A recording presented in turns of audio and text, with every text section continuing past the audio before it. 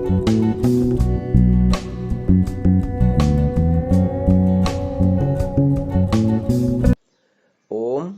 नमस्ते जी। 23वीं श्रव्य कणिका ऋग्वेदादि भाष्य भूमिका महर्षि दयानंद सरस्वती द्वारा लिखित इस ग्रंथ पर भूमिका भास्कर नाम से विद्यानंद जी ने भी विस्तृत भाष्य लिखा है, जिसकी अवतरणिका में हम वेदांगों के उपांगों की चर्चा आपके समक्ष कर रहे थे।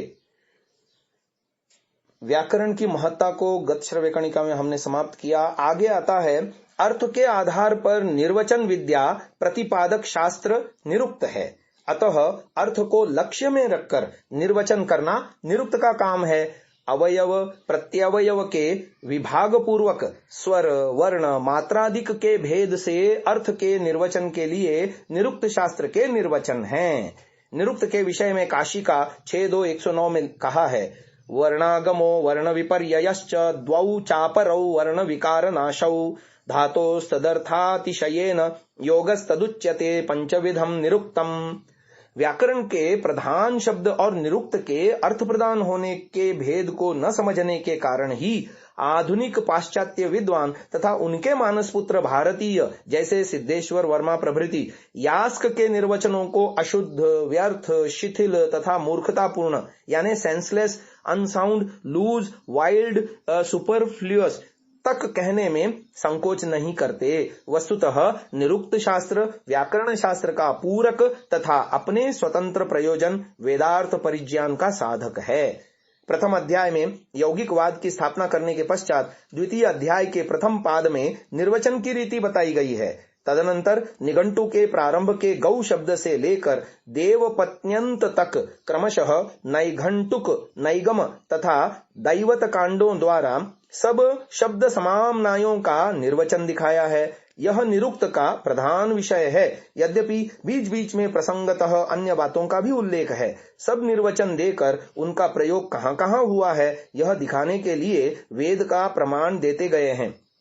तत्त निर्वचन को तत्त वेद मंत्र के अर्थ की योजना द्वारा पुष्ट किया गया है, जिससे यह बात भी स्पष्ट हो जाती है कि यास्क व्युत्पत्ति निमित्त अर्थ दर्शाने के लिए मंत्रों को प्रमाण रूप में उद्धृत करते हैं।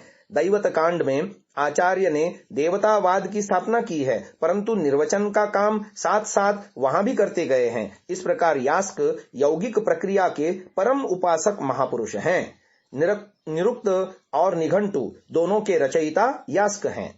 वेद परिज्ञानार्थ निरुक्त एक अनिवार्य वेदांग है। निरुक्त निघंटु का भाष्य होता है। यास्क से पूर्व अनेक नैरुक्त हो चुके हैं, यह निर्विवाद है। उनमें से 12 निरुक्तकारों ने को यास्क ने अपने ग्रंथ में यथास्थान उद्धृत किया है। वे इस प्रकार हैं: औपमन्यव, गार्ग्य, औदुंबरायण, वार्ष्यायणी, आग्रायण, शाकपूर्णी, और्णवाभ, तैट्टिकी, गालव, कात्थक्य, क्रौष्टुकी तथा स्थौलाष्ठीवी। शाकपूर्णी को यास्क ने 20 बार स्मरण किया है। बृहद देवता में भी 10 बार उनका उल्लेख मिलता है। इस सबसे ज्ञात होता है कि यास्क ने अपने पूर्व आचार्यों का अनुसरण करते हुए निघंटु ग्रंथ की रचना की। यास्क मुनिकृत वर्तमान निरुक्त जिस निघंटु का भाष्य है वह संपूर्ण उपलब्ध है। यह वैदिक कोश अथवा निघंटु स्वयं भगवान यास्क की ही रचना है। यह निरुक्त के पहले वाक्य से ही झलकता है। वह वाक्य है, समाम्नायः समाम्नातः सव्याख्यातव्यः, जिसका अर्थ है समाम्नायः वैदिक शब्द समूह समाम्नातः संग्रह किया जा चुका है, सह वह व्याख्यातव्यः व्याख्या किया जाना चाहिए। मां धातु का प्रयोग कथन अर्थ में प्रायः होता है, जैसे समौ ही शिष्टैराम्नातौ वर्त्स्यन्तावामयः सच माघ 2:10, अर्थात साधु जनों ने बढ़ते हुए रोग और शत्रु को समान कहा है। इस प्रकार समाम्नायः का अर्थ हुआ समधन आधन मना, किसी विशेष शब्दों का किसी विशेष क्रम से संग्रह। संग्रह अर्थ में समाम्नाय शब्द का अर्थ अन्यत्र भी मिलता है, जैसे अधोरामः सावित्र्य इति पशु समाम्नाये विज्ञायते, क्रिकवाकुः सावित्र इति पशु समाम्नाये विज्ञायते। निरुक्त 12, 13 दूसरा तथा तीसरा। तथा सोयम अक्षर समाम्नायः महाभाष्य 1:1-2 आहनिक के अंत में यास्काचार्य का कथन है कि मैं वेदाध्ययन उपयोगी शब्द समूह का संग्रह कर चुका हूं, पर यह शब्द संग्रह पर्याय संग्रह नहीं है, उसकी व्याख्या अपेक्षित है। यदि यह निघंटु यास्क से पूर्व विद्यमान होता तो आचार्य लिखते समाम्नायो व्याख्यायते अथवा समाम्नायो व्याख्यातव्यः। निघंटु को पहले से विद्यमान माना जाए तो बीच के समाम्नातः तथा सह दोनों पद सर्वथा निरर्थक हो जाते हैं। समाम्नातः का सार्थक्य उसके आसन्न भूत में प्रणीत होने में है। यास्क मुनि ने इस पद का प्रयोग ठीक उसी प्रकार किया है जैसे कोई सामान्य व्यवहार में कहे, लो भाई इतना काम तो हो गया, अब यह करना रह गया है। स्वामी दयानंद सरस्वती ने इस महत्वपूर्ण ग्रंथ के रचयिता के रूप में यास्क को ही माना है। प्रस्थान भेद के कर्ता महापंडित मधुसूदन सरस्वती ने भी निघंटु को यास्क मुनि विरचित ही कहा है। इस निरुक्त के बिना मंत्रार्थ की प्रतीति अथवा परिज्ञान नहीं होता। स्वर संस्कार पूर्वक शब्द की सिद्धि करना व्याकरण का विषय है, परंतु बिना अर्थ जाने शब्द की सिद्धि नहीं की जा सकती। निरुक्त शब्द निर्वचन द्वारा शब्दार्थ का बोध कराता है और व्याकरण उसी अर्थ के आधार पर शब्द की ठीक ठीक सिद्धि करता है। फिर भी केवल व्याकरण की प्रकृति प्रत्यय की योजना मात्र से मंत्रों का ठीक ठीक अभिप्राय नहीं जाना जाता। निरुक्त शास्त्र का मुख्य प्रयोजन वैदिक शब्दों के निश्चित अर्थों का ज्ञान कराना है। वेद के शब्द और उनके अर्थ सृष्टि के आदि से चले आ रहे हैं। उस अर्थ विद्या को निरुक्त शास्त्र ने यथावत बनाए रखा है। अर्थ विशेष की उपपत्ति दर्शाना निरुक्त का काम है, उसके बिना व्याकरण अधूरा है। शब्दों की आनुपूर्वी समान होने पर भी उनके अर्थों में बड़ा अंतर होता है, इसीलिए उनके विभिन्न अर्थों के मूल कारण को व्यक्त करने के लिए निरुक्त शास्त्र में एक शब्द के अनेक धातुओं के निर्देश द्वारा अर्थों का उपादान किया जाता है। निरुक्तकार ने अनेक धातुओं से व्युत्पत्ति वहीं दर्शाई है जहां उन अर्थों के मूल कारण पृथक पृथक थे।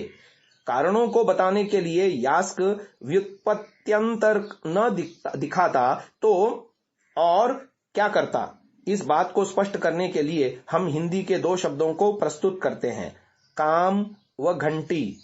हिंदी में काम शब्द के दो अर्थ हैं, कामना यानी विषय वासना और कर्म माने क्रिया। इन दोनों अर्थों का मूल कारण बताने के लिए कमु कांतौ और डुकरी करणे इन दो धातुओं से व्युत्पत्ति दर्शाना आवश्यक होगा, क्योंकि हिंदी में काम शब्द के दो मूल हैं। संस्कृत का एक काम शब्द बिना किसी परिवर्तन के हिंदी में पहुंच गया और दूसरा संस्कृत का ही कर्म शब्द प्राकृत में कम और काम के रूप में परिवर्तित हो गया। प्राकृत का कम पंजाबी में भी ज्यों का त्यों प्रयुक्त होता है, हिंदी में भी निकम्मा शब्द में वह बना हुआ दिखता है। घंटी शब्द के भी दो अर्थ हैं, छोटी लुटिया तथा शब्द ध्वनि करने का साधन।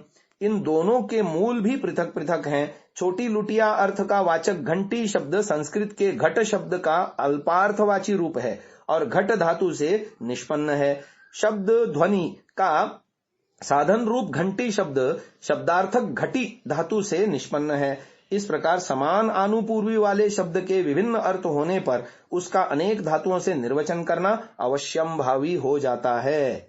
पद विभाग वेद विद्या का आवश्यक अंग है। यह पद विभाग अथवा पद पाठ मंत्रार्थ के अनुकूल होता है। जैसे ऋग्वेद 1:105-18 का मंत्र इस प्रकार है, अरुणो मा सकृद वृकः पथा यंतम ददर्श ही उज्जीहिते निचाय्या तष्टेव पृष्ट्यामयी वित्तम में अस्य रोदसी। निरुक्त 5:11 में इसकी व्याख्या में कहा है, मासकृत मासानाम चार्धमासानाम च कर्ता भवति चंद्रमाः। इस प्रकार यहाँ यास्क ने मासकृत की व्युत्पत्ति मासम करोति इति मासकृत करके उपपद समास द्वारा एक पद माना है। गतिकार कोपपदात्कृत अष्टाध्यायी 6:2-139 सूत्र से उत्तर पादांतोदात्त स्वर भी ठीक है। उधर शाकल्य ने अपने पदपाठ में मासकृत को दो पद असमस्त मासकृत ऐसा माना है। ऋषि दयानंद ने अपने वेद भाष्य में लिखा है, मासकृत मामेक वारम अथैक पद्यम मासानाम चार्धमासादि नाम अत्र मासकृदित्येतत् पदं निरुक्तकार प्रामाण्यादनुमीयते।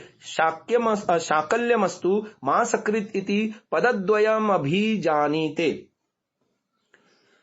आज की इस चर्चा को यहां पर हम विराम दे रहे हैं। आगे की चर्चा कल के श्रव्य कणिका में सुन पाएंगे। ओम।